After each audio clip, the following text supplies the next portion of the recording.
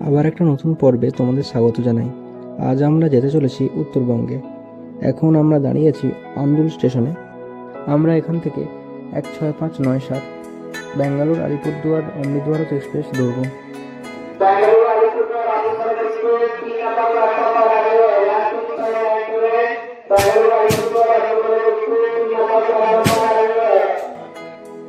ইতিমধ্যেই ট্রেনের ঘোষণা হয়ে গেল, কিন্তু ট্রেনটার সময় ছিল সন্ধ্যে 6:10, আর ট্রেনটা 2 ঘন্টারও বেশি লেট করে 1:30টার সময় ঢুকলো।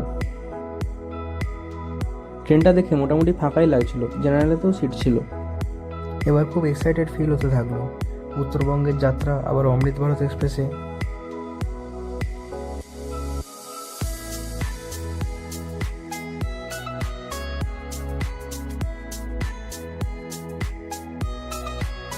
পাঁচ মিনিট মতো দাঁড়িয়ে ট্রেনটা আন্দুল থেকে ছেড়ে দিল। আমরা এগিয়ে চললাম উত্তরবঙ্গের দিকে। আন্দুল ছাড়ার পরেই ট্রেনটা বাঁ দিকে বেঁকে ডানকুনির দিকে এগিয়ে গেল। আন্দুলের পর বাঁকড়া নয়বাজ, তারপর বাল্টিকুড়ি কেবিন ছেড়ে ভট্টনগরের পর ট্রেন সাউথ ইস্টার্ন থেকে ইস্টার্ন লাইনে প্রবেশ করলো। আমাদের ডানকুনি পৌঁছাতে প্রায় আধ ঘন্টা সময় লেগে গেল।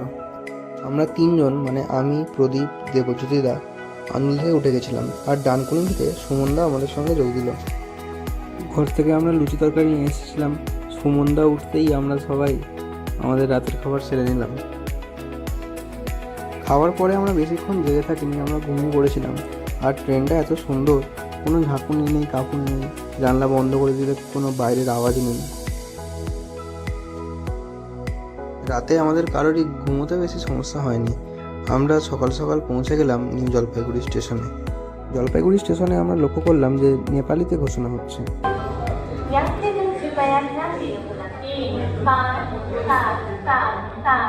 New Jalpaiguri Alipurduar junction tourist express सचिव समय में चली रही नंबर प्लेटफॉर्म पर धन्यवाद। জলপাইগুড়ি স্টেশনে 10 মিনিট মতো দাঁড়িয়ে আমাদের ট্রেন ছেড়ে দিল। তারপর এগিয়ে চললো শিলিগুড়ির দিকে। জলপাইগুড়ি স্টেশন ছাড়ার পরেই একটা বড় কার্ভ, এই যেটা দেখা যাচ্ছে, এই কার্ভ দিয়ে বেঁকেই আমরা শিলিগুড়ির দিকে চলে গেলাম।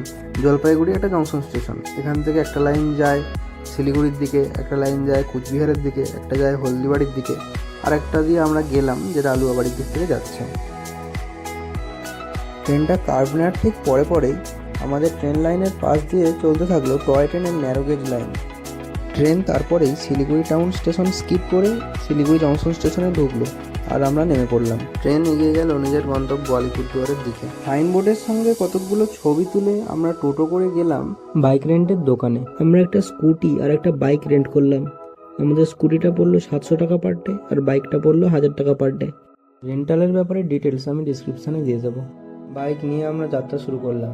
শিলিগুড়ি টাউন ছাড়ার আগেই একটা দোকানে আমরা ব্রেকফাস্ট করতে ঢুকলাম, আর সেই দোকানের সামনেই আমরা দেখা পেয়ে গেলাম এই টয় ট্রেনটা। আজকে এই টয় ট্রেনের সাথে সাথেই আমরা দার্জিলিং পর্যন্ত যাব। ব্রেকফাস্ট ছেড়েই আমরা হিলকাট রোড ধরে এগিয়ে চললাম। প্রথমেই পেলাম সুকনা রেল স্টেশন। সুন্দর একটা ছোট্ট রেল স্টেশন। এটা শিলিগুড়ির পরে টয় ট্রেনের প্রথম স্টেশন। প্রথমেই কিছুটা রাস্তা মহানন্দা ওয়াইল্ড লাইফ স্যাংচুয়ারির মধ্যে দিয়ে যায়। আমরা এখন মহানন্দা ওয়াইল্ড লাইফ স্যাংচুয়ারির মধ্যে দিয়ে যাচ্ছি, আর আমাদের পাশে চলেছে টয় ট্রেনের লাইন। পাহাড়ি রাস্তা দিয়ে স্কুটি নিয়ে যেতে দারুণ মজা হচ্ছে, আর টয় ট্রেনের লাইনটা রাস্তাকে বারবার ক্রস করছে। এরপর আমরা পৌঁছালাম রংটং স্টেশনে।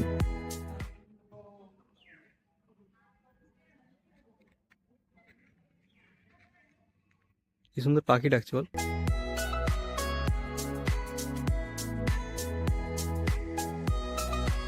রংটং স্টেশনে কিছুক্ষণ কাটিয়ে আমরা আবার এগিয়ে গেলাম।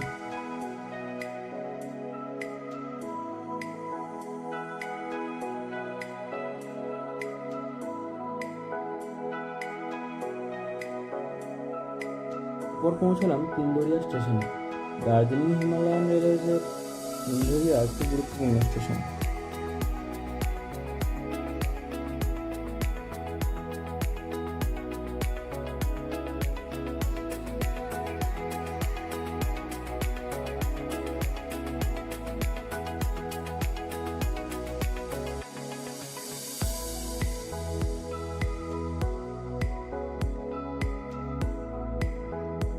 গয়াবাড়ি স্টেশনে যখন পৌঁছালাম দেখলাম একটা টয় ট্রেন শিলিগুড়ির দিকে যাচ্ছে। আমরা যেতে যেতে যেখানেই স্টেশন দেখতে পাচ্ছি দাঁড়িয়ে যাচ্ছি। মহানদী স্টেশনটা আমরা প্রায় ছেড়েই চলে যাচ্ছিলাম, তারপর ম্যাপের দেখে বুঝলাম যে এখানটা স্টেশন আছে, ওখানটা দাঁড়ালাম কিছুক্ষণ। সকাল থেকে ওয়েদার পুরো কুয়াশায় ভরা। কার্শিয়াং ঢোকার আগে আমরা দাঁড়ালাম জিদ্দা পাহাড় ভিউ পয়েন্টে। এখান থেকেও বেশি দূরের দৃশ্য দেখা যাচ্ছে না, পুরোটাই আবছা। তাও এখানে কিছুক্ষণ সময় কাটালাম। এরপর আমরা এগিয়ে যাব হনুমান টপের দিকে। এই বাঁকটা থেকেই আমরা উপরের দিকে উঠে গেলাম। এই রাস্তাটাই যাচ্ছে হনুমান টপের দিকে।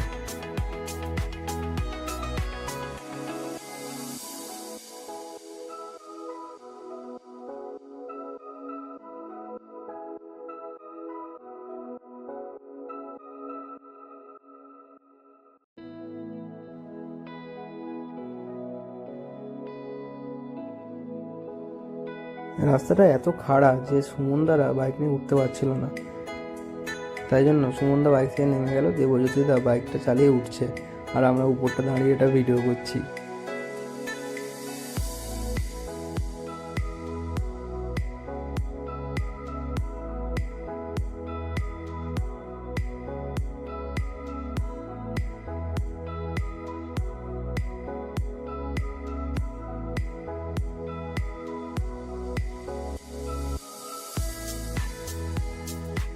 পাহাড়ের ঢালে বাঁকা বাঁকা পথ পেরিয়ে আমরা পৌঁছে গেলাম কার্শিয়াংয়ের সেই ফেমাস হনুমান টপ পয়েন্টে। কিন্তু দুঃখজনক ব্যাপার হলো সেদিনকে ওয়েদারটা এতই খারাপ ছিল যে কিছুই ভালো করে দেখা যাচ্ছিল না, পুরো ঝাপসা। এইখান থেকে কত ভালো ভিউ আসে আর আমরা এরকম ঝাপসা ভিউ পাচ্ছি।